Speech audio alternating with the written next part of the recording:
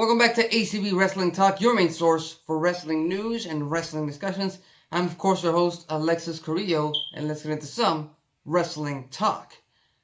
Last night, Impact had its very last proper Impact Wrestling episode of 2019. When I say proper, I mean, that was actually taped, that had matches and ring segments, but what you would normally expect in a run-of-the-mill routine Impact Wrestling episode, because they pretty much announced that the next couple of weeks, first of all, they're going to be airing on Saturday.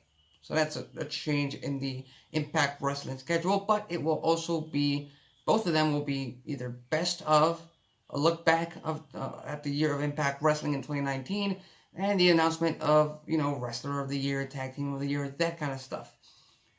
And Impact Wrestling will return to form on Tuesday, January 7th, just shy of 5 days before the Hard to Kill pay-per-view.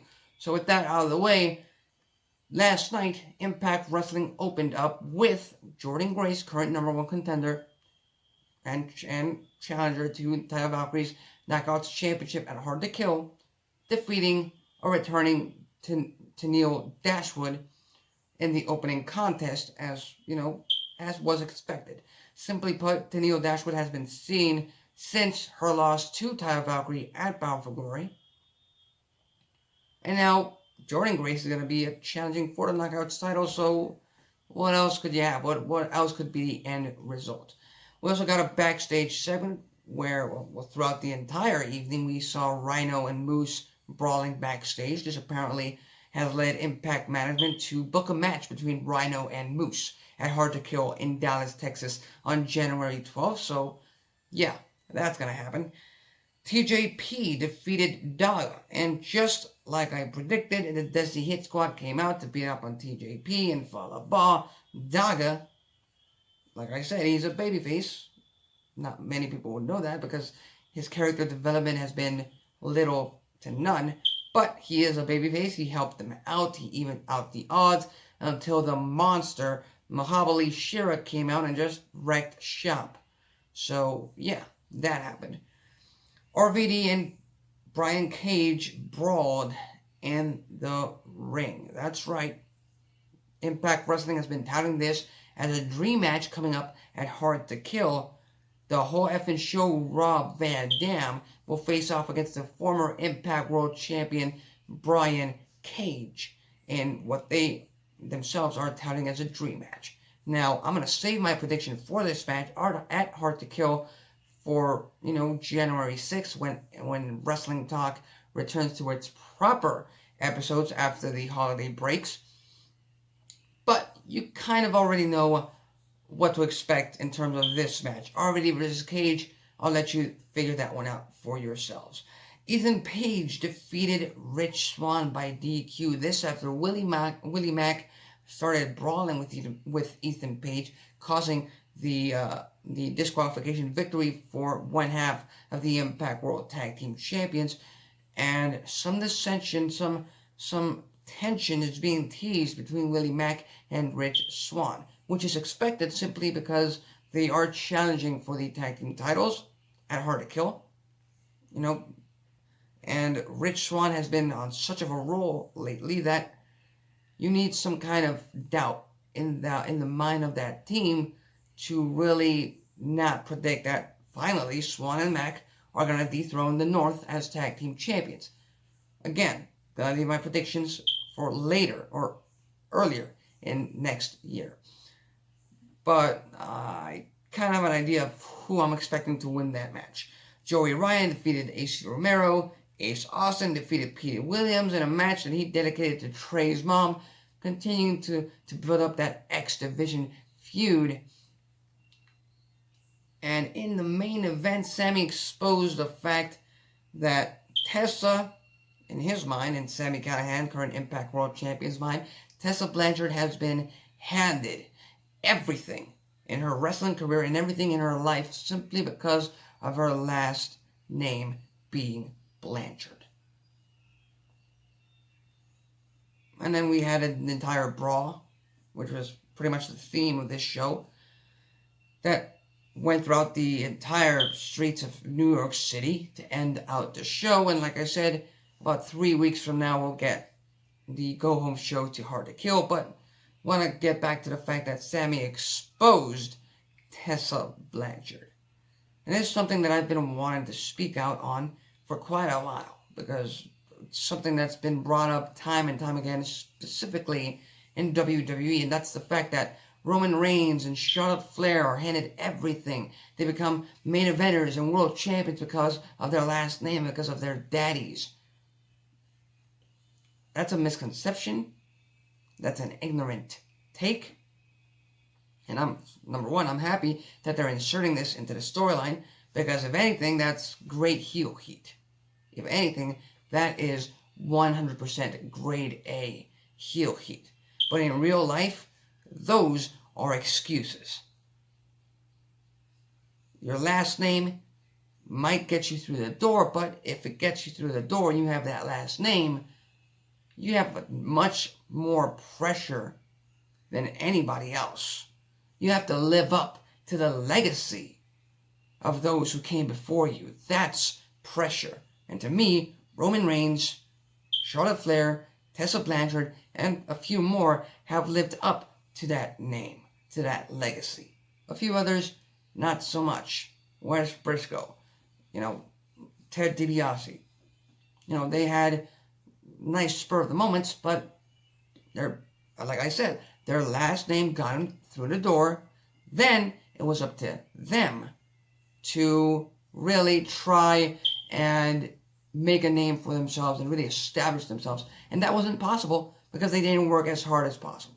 So again, glad they inserted it into the storyline, but if you use it as an actual reason, as an actual excuse in real life, that's pitiful, and that's having an ignorant take on this completely. So that's what happened on Impact Wrestling. Again, January 7th, they returned from holiday break. And tonight is Wednesday night, which means another edition of the Wednesday Night Wars. Now, I know it's technically not the last proper Wednesday Night Wars of 2019, because next week, I'm assuming we're going to have best of shows for both NXT and AEW, and then the following week is January 1st, so that's 2020. So, yeah, it is the last proper week, pretty much the last proper week in professional wrestling as a whole.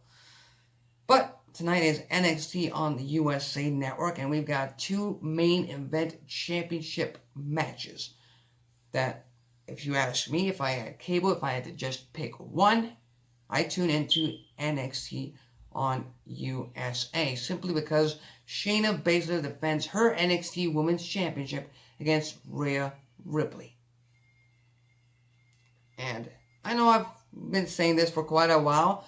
Wrestling as a whole right now is kind of on autopilot. I don't expect much change to come from here going into 2020, but Shayna Baszler is ready for the main roster. Shayna Baszler is ready for Raw or SmackDown, and she's ready to go head into WrestleMania and possibly challenge Raw Women's Champion Becky Lynch for the title at WrestleMania. So, with that in mind, I have this in mind. I have this plan, this strategy. Have Rhea Ripley cause the shock of the year. Have her beat Shayna Baszler tonight on NXT on the USA Network. She becomes a brand new NXT Women's Champion. And then on the Royal Rumble weekend, I believe the Saturday before the Royal Rumble match, Shayna Baszler gets her rematch. She loses that. She shows up the next night at the Royal Rumble and wins the Women's Rumble match. Now, if you ask me, that's an interesting storyline.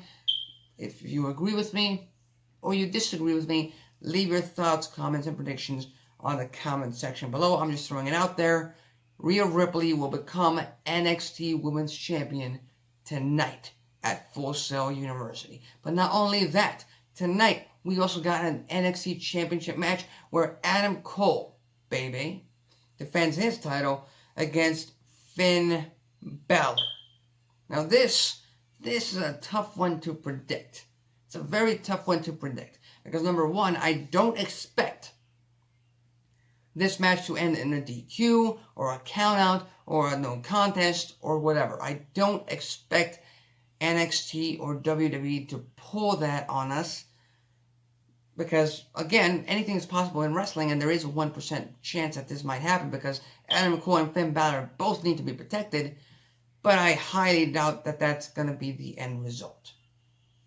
If you ask me, I'll have to go with Adam Cole retaining his NXT Championship with some interference from Adam Cole's Undisputed Era and some interference possibly from Ciampa or Lee or Dijakovic or any one of them or all of them. Possibly. But I do expect a unclear winner, but Adam Cole retains in the end on tonight's episode of NXT. Now we're moving on to Dynamite on TNT, where we also got ourselves a tag team title match. SCU defend their tag team titles against the Young Bucks. Now, if you ask me, Young Bucks do not have a chance in hell of winning the tag team titles tonight. They don't. They're pretty much in the middle of a heated rivalry and a feud with Proud and Powerful. And right now, if you look at the current state of AEW, at the current state of All Elite Wrestling, they really need to fill out the cards. They really need to flesh out more and more rivalries, and just to basically just throw SCU under the bus, just so that, you know, the Young Bucks versus Proud and Powerful can be for the tag team titles. That doesn't seem right to me. So my choice would be SCU retains. SCU goes on to have a tag team title feud for the tag titles against the Lucha Brothers. Young Bucks and Proud and Powerful continue their feud on the side. That's how I'm going. Well, we've also got a rematch between the Butcher and the Blade versus Cody and a partner of his choosing. This time a partner of his choosing, I believe, and that is going to be Darby Allin. And I think Cody and Darby Allin get the win because, again, the Butcher and the Blade, they recently made their debut in AEW, and I really don't think that they're going to be pushed to the top completely out of nowhere. So Cody and Darby Allin get the win, and we're moving on to another tag team match, full of tag team matches tonight on Dynamite. Why might that be? The Lucha Brothers face off against Kenny Omega and Hangman Adam Page. Pretty damn good match. The Lucha Brothers get the win, like I said. Lucha Brothers are gonna, in my mind, if I'm booking AEW right now, the Lucha Brothers are gonna be next in line to challenge for the tag team titles. They can't lose to a mixed tag team, and by mixed I mean, you know, barely put together tag team of Omega and Hangman Adam Page. So Lucha Brothers get the win, and possibly Pac might be involved in the finish because, well, we've heard it before. Pac wants yet another match with Kenny Omega, and he's going to do anything and everything in his power to get what he wants. We've also got a number one contenders match for the women's title. Chris Statlander, if I'm butchering that name, sorry, versus the Doctor, Britt Baker. You all know my feelings of the current AEW women's division. I think that they need more storylines and better characters, more excitement in the women's division. So this match doesn't really excite me as much as it probably should. So I'm going with Britt Baker becoming number one contender to the AEW World Women's Championship. And finally, we could possibly get the answer to Jon Moxley joining the Inner Circle. This after Le Champion Chris Jericho himself invited Jon Moxley last week to join him in the Inner Circle. And obviously this is just a ploy to try to prevent Y2J from defending his championship against Jon Moxley. I fully expect Jon Moxley to reject it. And if you ask me, Jon Moxley is going to be challenging Chris Jericho for the world title at AEW's upcoming pay-per-view in February called Revolution. So that's pretty much what's going to go down on Dynamite on TNT tonight. If if I had cable, I tune in to NXT on USA. AEW Dynamite has quite a show as well, so wouldn't count them out. And going back to something that we talked about yesterday, on yesterday's show, we talked about Sin Cara appearing at Triple A's, what was it, Guerra de Titanes event? Well, now it's being reported that Sin Cara has got a brand new name. And that name is Cinta de Oro. And I believe, loosely translated, that means golden belt. I believe it means golden belt. So, or gold ribbon, possibly. Yeah, gold ribbon on his mask, whatever. But that's pretty much the name that he's going to be going under as he currently works with AAA Lucha Libre in Mexico. So, this could possibly be, Cinta de Oro, Sin Cara, trying to prevent any legal action from WWE against his person. That might be the smartest move he could make as of this moment, because again, I don't think WWE wants backstage drama. They don't want all these issues, legal issues against AAA, especially since, as soon as, it was reported on wrestling news websites right here in America that Sin Cara was going to AAA and still using the Sin Cara gimmick, Sin Cara and AAA did something about it and they changed it up. And so if you ask me, wash my hands, let it happen. That's just, nothing happened here. Nothing happened here.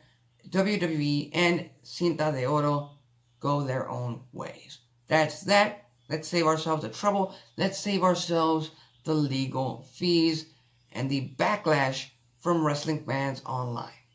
Okay, so that's one thing. And finally, Cody Rhodes talks about AEW's goals for 2020. This after he spoke to Scott Fishman of TV Insider.